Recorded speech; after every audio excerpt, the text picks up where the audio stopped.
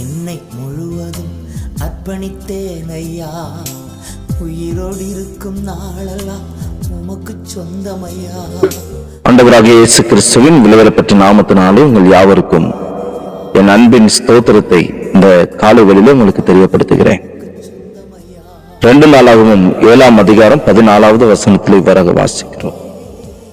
என் நாமம் தரிக்கப்பட்ட என் ஜனங்கள் தங்களை தாழ்த்தி ஜெபம் பண்ணி என் முகத்தை தேடி தங்கள் பொல்லாத வழிகளை விட்டு திரும்பினால் அப்பொழுது பரலோகத்தில் இருக்கிற நான் கேட்டு அவர்கள் பாவத்தை மன்னித்து அவர்கள் தேசத்துக்கு சேமத்தை கொடுப்பேன் என்று சொல்லி நாம் இங்கே பார்க்கிறோம். கிறிஸ்துவுக்குள் அன்பான தேவனுடைய பிள்ளைகளே, சாலமோன் ஞானி 1000 பலிகளை செலுத்தி கிபியோனிலே கர்த்தரை தொழுது கொண்ட நேரத்தில் கர்த்தர் தரிசனத்தில் சாலமோனுக்கு தரிசனமாக நீ விரும்புகிறத என்னிடத்தில் கேளு என்று சொல்லி கேட்கிறார். சாலமோன் கர்த்தருடைய நாமத்திற்கு ஒரு ஆலயத்தையும் தன்னுடைய ராஜரிகத்துக்கு ஒரு அரண்மனையும் கட்ட நினைத்தார். கர்த்தர் அதை கைகூடி வரப்பண்ணினார். சுமார் 20 வருடங்கள் கழித்து ஆலயத்தை பிரதிஷ்டை செய்யும் நாட்கள் வந்த பொழுது சாலமோன் ஒரு நீண்ட ஜெபத்தை ஏறெடுக்கிறார்.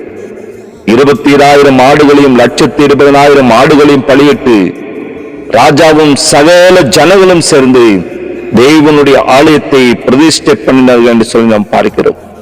அப்பொழுது கர்த்தர் 2வது ஒரு முறை தரிசனத்தில் தன்னை வெளிப்படுத்தி கொடுத்த ஒரு வாக்கு தத்துவம் தான் நம் வாசித்து கேட்டதான வேத பகுதி. எனக்கு அன்பான தேவனுடைய பிள்ளைகளை, கர்த்தருடைய பிள்ளைகள் அத்தனை பேரும் அவருடைய நாமம் தரிக்கப்பட்ட ஜனங்களாய் காணப்படுகிறோம். எரேமியா தீர்க்கதரிசி அவர் சொல்லுகிறதான பொழுது, சேனைகளின் தேவனாகிய கர்த்தாவே உம்முடைய நாமம் எனக்கு தரிக்கப்பட்டிருக்கிறது என்று சொல்லுகிறார். அவருடைய ஊழியக்காரர்கள் அவரை சேவித்து அவருடைய சமூகத்தை தரிசிப்பார்கள். அவருடைய நாமம் அவருடைய நெற்றிகளில் இருக்கும் என்று சொல்லி வெளிப்படுத்தல் 22ஆம் அதிகாரம் 4வது வசனத்தை வாசிக்கிறோம். ஆண்டவராகிய இயேசு கிறிஸ்துவின் நாமத்தை தரித்த ஜனங்கள் என்பது கர்த்தர் நமக்கு கொடுத்த பெரிய பாக்கியமாய் காணப்படுகிறது. கர்த்தருடைய ஜனங்கள் நம்மை தாழ்த்தி நாம் ஜெபம் பண்ண வேண்டும் என்று கர்த்தர் விருப்பமுடையவராய் காணப்படுகிறார். லூக்கா எழுதின சுவிசேஷத்துல நாம் வாசிக்கிறதான பொழுது அங்கு 2 மனிதர்கள் ஜெபிக்கும்படியாய் கடந்து செல்கிறார்கள். அதில் ஆயக்காரன் தூரத்தில் நின்று தன்னை தாழ்த்தி பாவியாகி என் மேல் கிருபையாயிரும் என்று சொல்லி ஜெபித்த வேளையில் என்னுடைய ஜெபத்தை கர்த்தர் கேட்டார். நினிவேயில் ஜனங்கள் தங்களை தாழ்த்தி ஜெபித்த பொழுது கர்த்தர் அவர்கள் அழிவில் இருந்து அவர்கள் தப்புவித்தார் என்று சொல்லி பார்க்கிறோம். எனக்கு அன்பான தேவனுடைய பிள்ளைகளை, இந்த நாட்களில் நம்மை தாழ்த்தி ஜெபம் பண்ண வேண்டும் என்று சொல்லி பரிசுத்த ஆவியானவர் விரும்புகிறார். அவருடைய முகத்தை தேடும்போது அவர் தம்முடைய முகத்தை நமக்கு மறைப்பதில்லை. என் முகத்தை தேடுங்கள் என்று சொன்னீரே, உம்முடைய முகத்தையே தேடுவேன் கர்த்தாவே என்று சொல்லி என் இருதயம் சொல்லி உம்மிடத்தில் சொல்லிட்டு என்று சொல்லி சங்கீதக்காரர் தாவீது சொல்லுகிறார். அவரை போல நாமும் நாட்களில் கர்த்தருடைய முகத்தை தேடுகிறவர்களாய் காணப்பட வேண்டும். அதோடு மாத்திரமல்ல, நம்முடைய பொல்லாத வழிகளை விட்டு விலக வேண்டும். நம்முடைய அக்கிரமங்களை கர்த்தருடைய முகத்தை நமக்கு மறைக்கிறது. நம்முடைய இருதயத்தில் அக்கிரமம் சிந்து கொண்டிருந்தால் ஆண்டவர் நமக்கு செவி கொடுக்க மாட்டார். நம்முடைய பொல்லாத வழிகளையும் அக்கிரம சிந்துகளை விட்டு நாம் விலகும் பொழுது பரலோகத்தில் இருக்கிற தேவன் நம்முடைய ஜெபத்தை கேட்டு அவர் பதில் தருகிறவராய் காணப்படுகிறார். அவருடைய நாமங்களில் ஒன்று ஜெபத்தை கேட்கிறவர். ஜெபங்களை கேட்டு நம்முடைய பாவங்களை மன்னிக்கிறவராய் காணப்படுகிறார். நாம் இடைவிடாமல் ஜெபிக்கிறதான பொழுது கர்த்தர் நம்முடைய தேசத்துக்கு சேமத்தை கொடுப்பார், சமாதானத்தை கொடுத்து ஆசீர்வதிக்கிற தேவன். தேசத்தின் ஜனங்களை அழிவில் இருந்து தப்புவித்து அவர்களை காப்பாற்றி அவர்கள் ஆசீர்வதிக்கிற தேவனாய் காணப்படுகிறார்.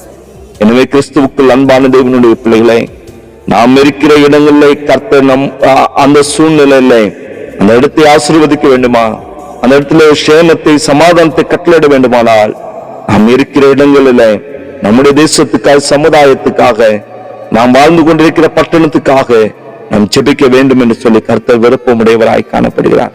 அப்படி ஜெபிப்போம், அழிவில் இருந்த ஜனங்களை தப்புவிப்போம். கர்த்தர் சமாதானத்தை நிரந்தரமாய் கொடுப்பாராக. ஆமேன். ஜெபிக்கலாமா? பரிசுத்தமும் இரக்கும் எங்கள் அன்பின் நல்ல தகப்பனே, ஆசீர்வதிக்கப்பட்டதான இந்த காலை வேளைக்காக நாங்கள் உமக்கு நன்றி செலுத்துகிறோம். ஆண்டவரே, சாலமோன் ஞானி ஜெபித்தது போல நாங்களும் தேவ சமூகத்தில் மன்றாடுகிறோம். என் நாமம் தரிக்கப்பட்ட என் ஜனங்கள் தங்களை தாழ்த்தி ஜெபிக்கிறதான பொழுது உம்முடைய முகத்தை தேடுகிறதான பொழுது, எல்லா விதமான பொல்லாத வழிகளை விட்டு திரும்புகிறதான பொழுது நீர் ஜெபத்தை கேட்கிறவர். அதற்காக நாங்கள் உமக்கு நன்றி செலுத்துகிறோம். ஜெபத்தை கேட்பது மாத்திரமல்ல ஆண்டவரே, நீங்க சமாதானத்தை தருகிற தேவன். அதற்காக நாங்கள் உமக்கு நன்றி செலுத்துகிறோம். நாங்கள் இந்த காலை பொழுது எங்களை முற்றி மூடிய தாழ்த்துகிறோம். அப்பா, நாங்கள் இருக்கிற எங்கள் தேசத்துக்கு சமாதானத்தை கட்டளிட்டுவீராக. நாங்கள் இருக்கிற எங்களுடைய சமுதாயத்தில் ஒரு சமாதானத்தை கர்த்தர் கொடுக்கும்படியா நாங்கள் செபிக்கிறோம். அப்படிப்பட்ட கிருபைகளை தகப்பன் ஒவ்வொருவருக்கும் கொடுப்பீராக. செபித்து அப்படிப்பட்ட ஆசீர்வாதங்களை அனைவரும் பெற்றுக் கொள்ளத்தக்கதாய் கர்த்தர் கிருபை செய்யுங்க. இரட்சகர் இயேசுவின் நாமத்தில் செபிக்கிற நல்ல பிதாவே, ஆமென், ஆமென். அப்பா, என்னை முழுவதும் அர்ப்பணித்தேன் ஐயா. உயிரோடு இருக்கும் நாளெல்லாம் உமக்கு சொந்தமையா. அப்பா, என்னை முழுவதும் அர்ப்பணித்தேன் ஐயா. உயிரோடு இருக்கும் நாளெல்லாம் உமக்கு சொந்தமையா.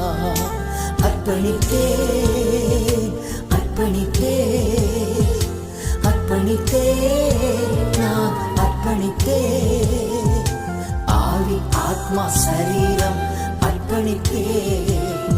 என் ஆவி, ஆத்மா, சரீரம் அர்ப்பணித்தேன்.